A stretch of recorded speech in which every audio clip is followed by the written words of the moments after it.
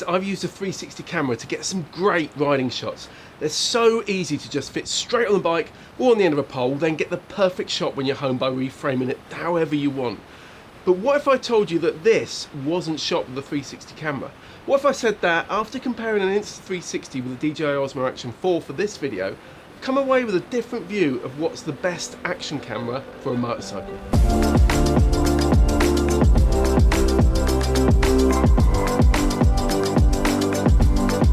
This video isn't sponsored and there's no influence here at all.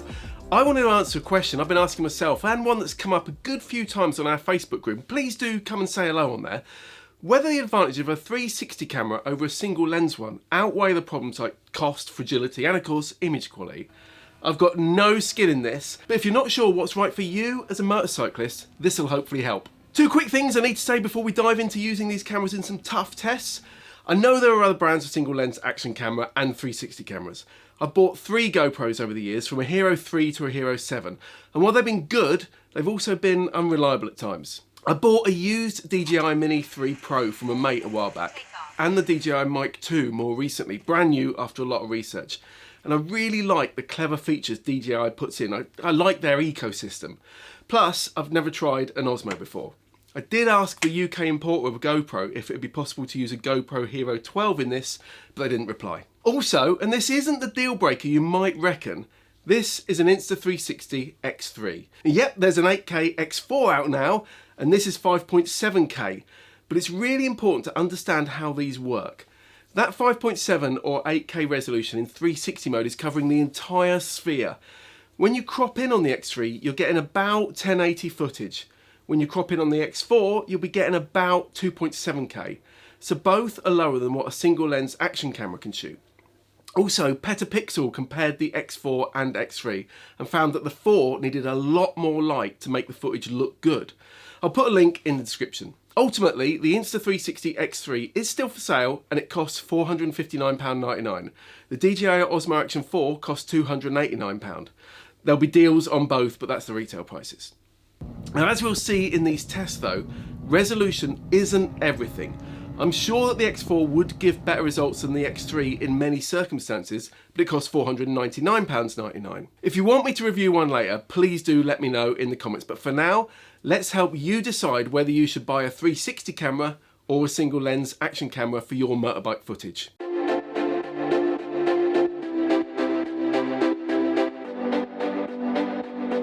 To get that opening shot, I mounted the Osmo Action 4 on a selfie stick. Now, I needed one of my GoPro style right angle mount adapters, but it wasn't hard to frame up, and I reckon it worked great. And what I love about this kind of view is that if you get the camera near the road or the grass, it looks so much faster than it is.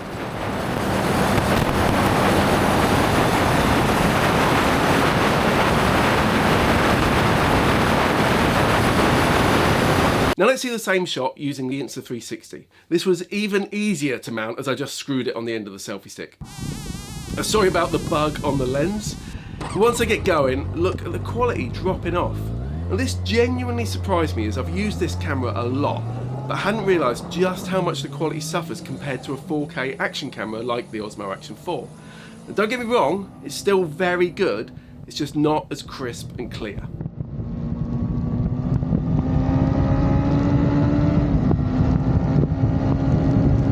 Look at the way it's bouncing too. It's the same setup, but the way the 360 camera stabilises footage seems to accentuate its movement relative to the bike. And this was a surprise too, especially when you see how much better the Insta360 is than the Osmo in some footage later on.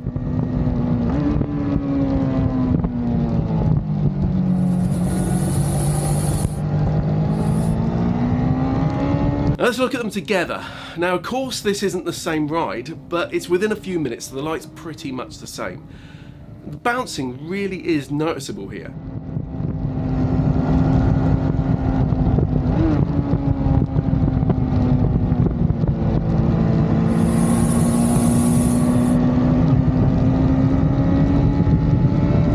I'm not sure what you're watching this on, so you might not see it, but the image quality of the Insta360 is quite a lot lower than the Osmo Action 4. Check it out with them both at twice the full size.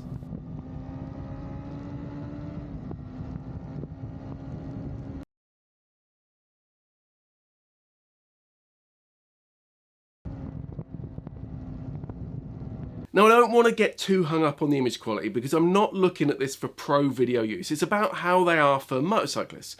But I think the single lens action camera view looks so much more dynamic as the camera tips. We'll come back to that.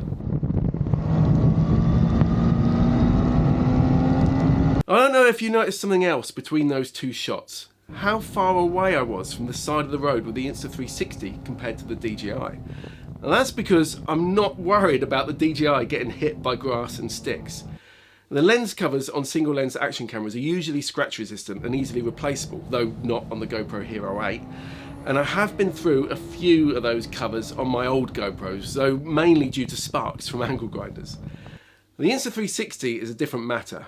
I've dropped one of these off a bike and wrote it off as both lenses were scratched. Now, this is probably the biggest drawback of 360 cameras, as the lenses are so vulnerable. When I was trying the old Insta360, I did put some scuffs on the lens and they could be seen in some light.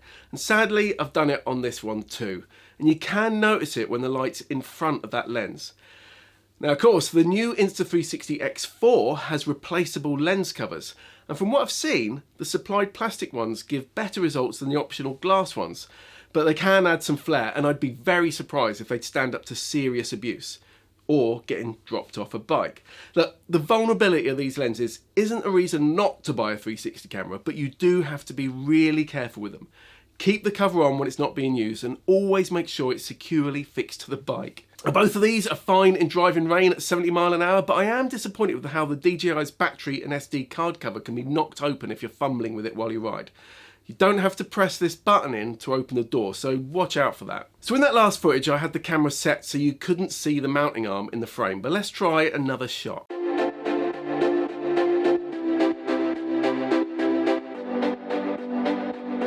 Here I've got the Insta360 mounted to the scaffolding on my GS. You can see the clamp on the side, but the camera has removed the stick automatically. Well, actually, it's not that it's removed it, it's just that it can't see anything around the edges. Up close, it's obvious when things have been stitched out where the camera joins the two sides, but as you get further away, it's less obvious. In this shot, you can just see that the clamp isn't as wide as it should be, and there's a little seam on the bodywork. It's still very impressive though, and if you know roughly what angle you want in the finished shot, you can position the camera so the stitch lines won't spoil it. Now, all the footage in this video is straight out of the cameras in standard settings, except the ND filter shots later. But let's try giving this cloudy Insta360 shot a bit more punch by warming it up, boosting the exposure, and adding some contrast. Now, that's a lot better. I reckon this is a decent shot, and really it's more than good enough for most YouTube stuff. But if you're watching it on a 4K TV, it might look a little soft, especially when you compare it to the DJI Osmo Action 4 shooting in 4K.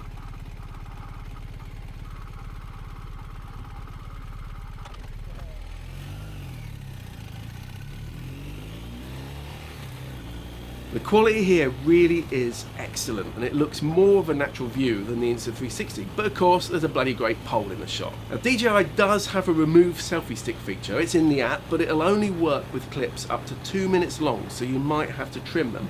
And it's quite slow, as it has to upload it to the cloud, process it, then you have to download it again. And the resolution's reduced to 1080, but the biggest problem is that it's really soft.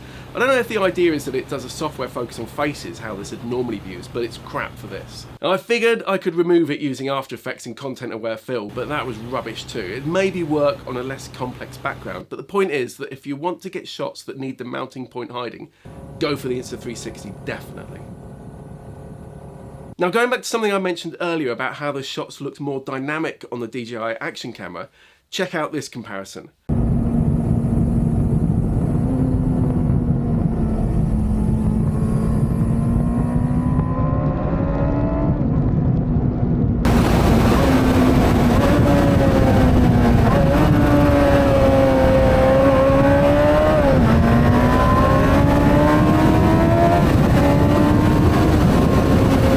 The camera's mounted on the screen of the ZX6. There's no bike to give any reference, and with the horizon kept level on the Insta360, I reckon it looks really dull.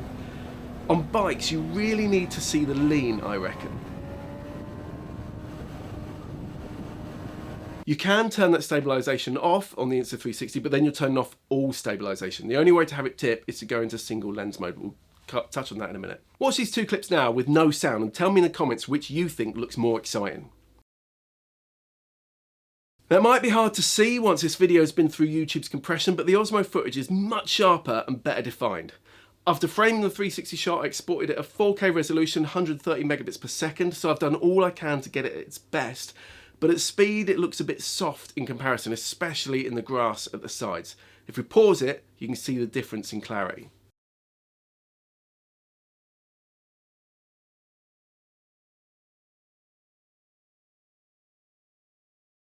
Okay, now of course you can run the Insta360 in single lens mode, as I said, using either the front or the back lens. And then it records single 4K footage, just like the DJI. So let's have a look at that.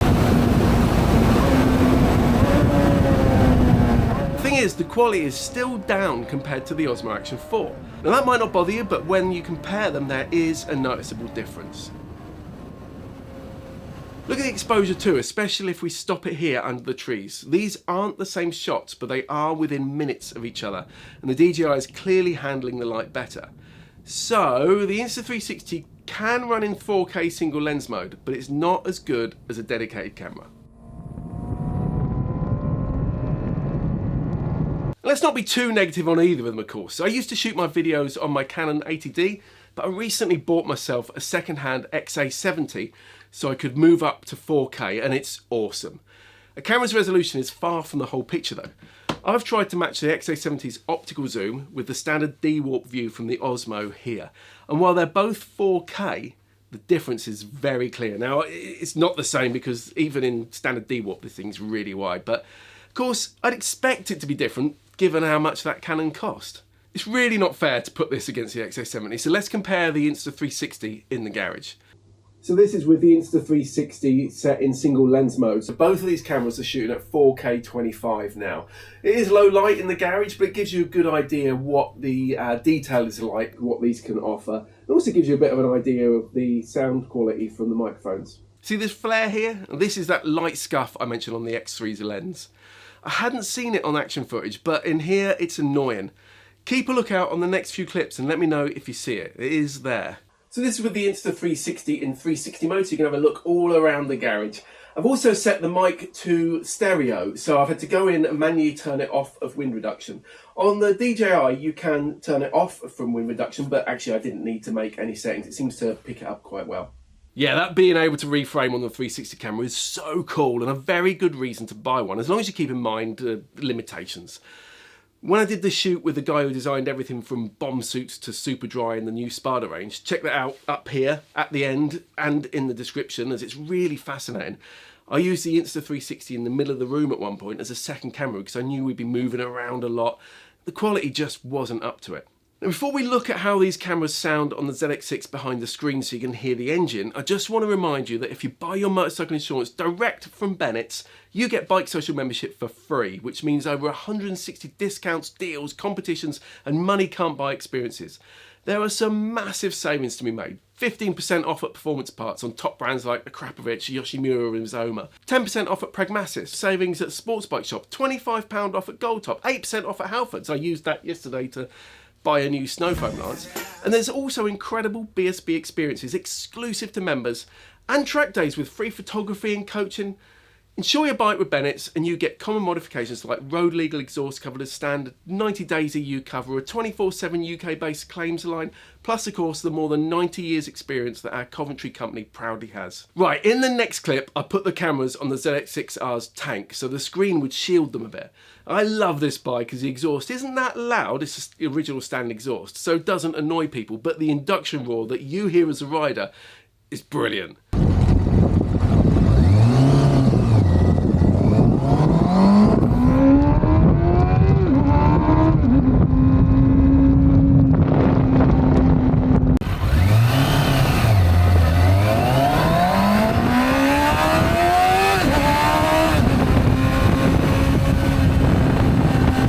The DJI's mic's really impressive, but it still doesn't do this bike justice. It's better on track where I can go past 60 miles an hour.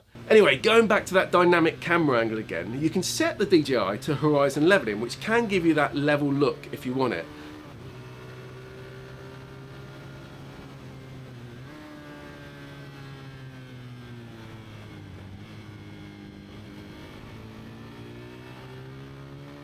However, This is on the Zontes, which is a very vibey single. In fact, it's so vibey that when I did the first filming for this, the DJI kept shutting down. I thought there was something wrong with it, and to their credit, DJI in Germany were very quick to help, but after a lot of experimenting, I found out it was because I was using this bracket to fix the camera to crash bars, which didn't do anything to dampen the vibration. Now, DJI offers its own design of bracket too, which is very nicely made and would have been fine, but I had these in my bag at the time. The downside of the DJI bracket is that it secures as a closed loop rather than jaws. I also borrowed a GoPro Hero 11 from work, and that shut down in exactly the same way on this bracket with this bike, so it's not DJI's fault. You do need to be aware of serious vibration with any electronic kit, even rugged cameras like this. Interestingly though, and I think it's due to the longer body having an effect on the resonance on this bike, the Insta360 didn't have any issues with vibration. Look at this footage though, with the DJI on the short clamp when I got some of the first clips. It's doing a good job of stabilising footage despite the huge vibration, and you can see some of that shake in the Insta360 too, but look at the difference in detail again when I pause it. I'm really not sure about the clouds in this though. I think the DJI is trying too hard with the HDR. Still, if you want to shoot in log, then grade it properly later, you can with both of these. I just don't think that most bikers can be asked for that.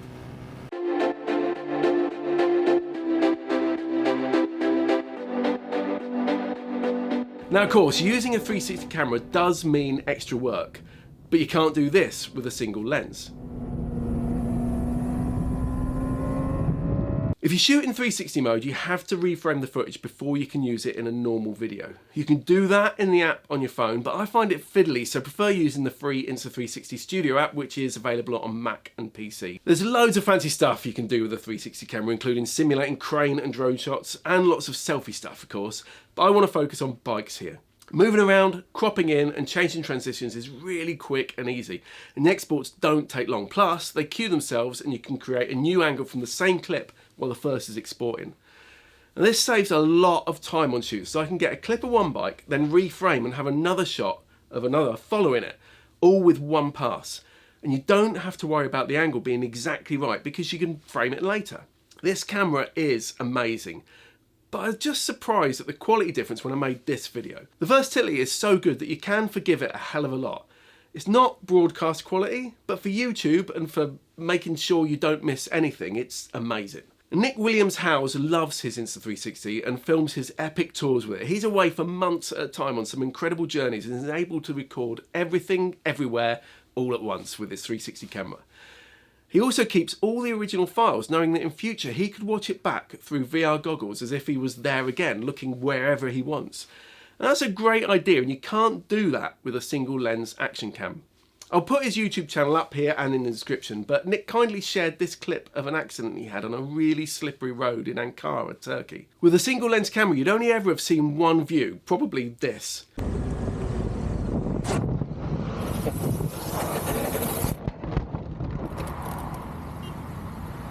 But if we open the original file in Insta360 Studio, look at how we can reframe it to look anywhere. And Nick was wearing a Climb InnoMotion airbag vest and was fine, and he told me that the Africa Twin's bulletproof and has been through a lot worse.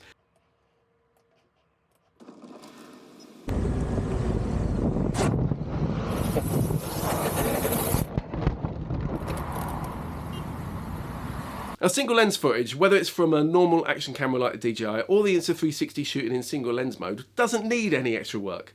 And DJI's apps rarely used really, except maybe for remote shooting. The thing I would say is that you can't download it from the Google Play Store. You have to sideload it direct from DJI, which some people won't like because of the security implications. It is on the Apple Store, just not on the Android one. Now, the Insta360 is really easy to mount on the bike. It just goes on any way you like really, as long as you're careful about the stitch lines. If I rotate it here, you'll see them.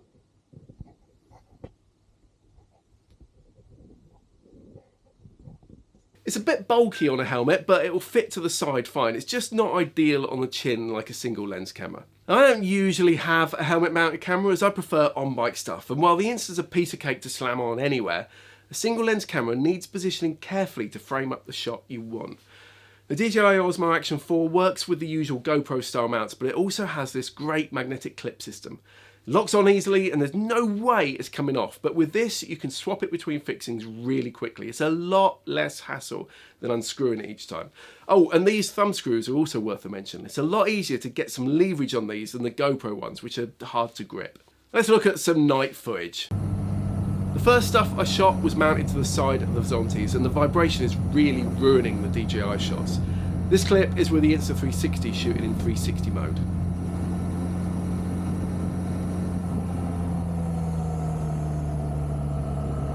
And this one is with it shooting in 4K.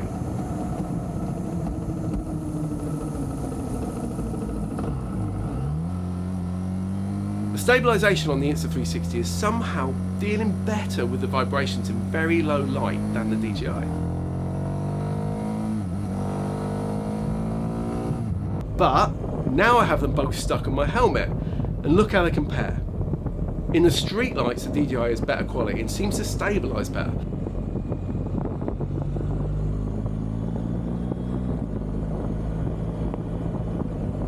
But as we go into the darker areas, the Insta360 has a slight edge, I reckon.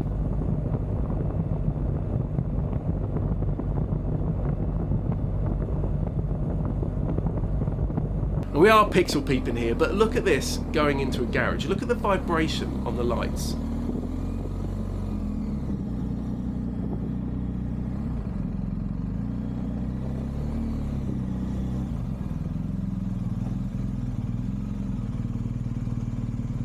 Now look at it again on the DJI.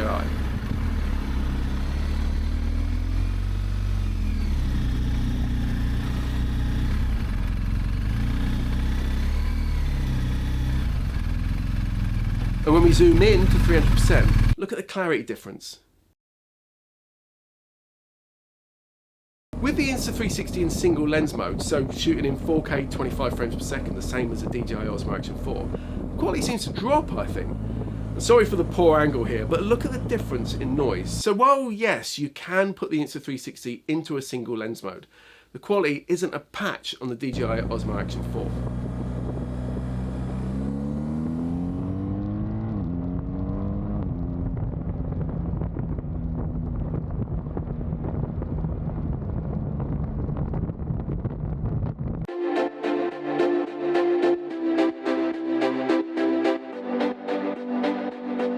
So, which is best? There are loads of examples on YouTube from the manufacturers and influencers, but look how many are in lovely bright sun where the sensor can really take advantage of all that light. They're also typically using fairly smooth footage damped by being held or on the body. But I wanted to see how a 360 camera and a single lens action camera compare on motorbikes, getting the footage I want, not what suits the camera. The Insta360 is an awesome bit of kit that's allowed me to capture some great shots with real ease. The fact that you can choose where the camera points after you've filmed is just genius. But that's offset by the price, of course, and by the vulnerability of the lenses and the reduction in image quality. If you can afford one, and if you can be careful not to damage it, I thoroughly recommend the Insta360.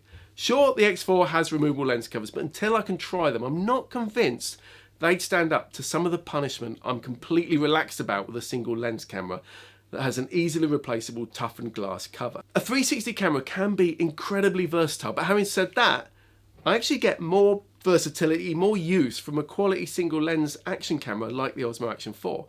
It just takes more thought with the framing. Now you can get ND filters for the Osmo Action 4. It does limit the stabilisation. It basically pretty much doesn't work then. And that's the same on other action cameras, but I love the effect. The reason the stabilisation doesn't work is that the camera needs each frame to be sharp so it can compare them to the previous one. It captures a wider field of view than it outputs and moves each frame slightly to smooth the movement out within that cropped area. In the right shot, I love this blurry effect, but you can only do it by slowing down the shutter speed. A slower shutter speed means more light hits the camera's sensor, so to get the correct exposure you need to reduce the ISO, or sensitivity, or make it smaller. Now as there's no adjustable sensor on an action camera, you can only adjust the ISO, and there's a limit to how far down you can go. So in bright light, that means the image will often be overexposed. So you need to find another way to reduce the amount of light going through the lens. And by putting this ND16 filter on, I can effectively keep the shutter open longer for each frame, which gives this lovely blurry feel. The higher shutter speeds give more detail when you freeze the action, but can look unnaturally jittery, though it was used to great effect in 28 Days Later and Saving Private Ryan. And being able to shoot in 4K at 120 frames per second is also really useful for slow motion footage. With a 25 frames per second timeline, I can slow stuff down to about 20%. If you don't need to do slow motion stuff, then it's not a concern. But the other big use I get out of the DJI is camera 2, when I'm filming, to hide when I mess up. Both of these have remote controls as optional extras, which can be handy, though I use the quick start button to power up and record, then shut down when I stop, as long as I can reach it. The DJI is a lot quicker at this, so you're far less likely to miss something important.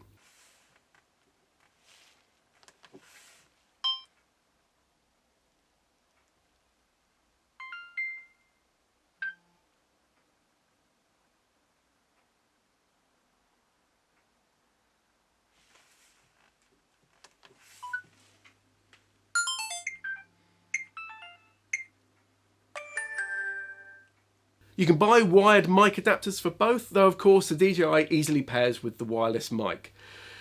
If you're talking while you ride, a wireless mic probably won't fit in your lid, but you could plug a wired mic into that, then pop it into your pocket. The Insta does have more pairing options for intercoms, but I haven't delved into that, and I wouldn't be surprised if the DJ does more too soon. I can't tell you which to buy because it depends so much on how you're going to use it. They're both brilliant and both have their pros and cons, which hopefully you've covered here for motorcycle use. Honestly, I find both to be essential for what I do. But if I didn't have either and I could only buy one, I reckon it'd be the single lens action camera. I'd buy the DJI Osmo Action 4 and use the money I saved on accessories, some mounts and fuel for the bike. I wouldn't be able to do some of the incredible shots I can with the Insta360, and I'd miss the way I can set it at the roadside, then pan as I ride past. But to be able to capture a very large proportion of everything I need on the bike, and the studio stuff I need to shoot, and when I need the extra quality, and when I need to do other things like slow motion, I couldn't do without something like this.